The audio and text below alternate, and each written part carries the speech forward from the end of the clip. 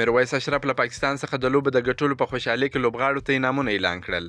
د افغانستان کرکټ بورډ عمومي مشر میرویس اشرف له پاکستان څخه د اسطوره او تاریخي لوبو د ګټلو په ویاړ د افغان لوبډلې لوبغاړو ته ځانګړي انعامونه اعلان کړل چې نن به افغان لوبغاړو ته د میرویس اشرف له لوري ورکول کیږي. افغانستان په دویمه نړیواله شلوریزه لوبه کې هم پاکستان ته زبردسته په زړه پورې ماته ورکړه او له دې سره یې د درې نړیوالو شلوریزو لوبو لړۍ 2-0 سره وګټله او د لوبلړۍ وروستۍ لوبه به نن ترسره کیږي.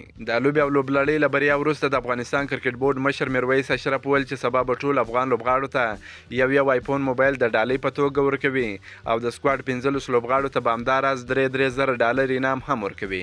نوموړي همداراز وویل چې له لوبډلې سره کوم لوبغاړي د ریزرو په توګه وه هغوی ته به هم $2,000 ورکوو. همداراز مدیریتي سټاف ته به بیا $1,000 د ډالۍ په توګه ورکوي. د یادولو وړ ده چې افغانستان او پاکستان په لومړي ځل یوه نړیواله شلوریزه لوبه ترسره کوي چې افغانستان لوبلړۍ په خپل نوم کړې ده.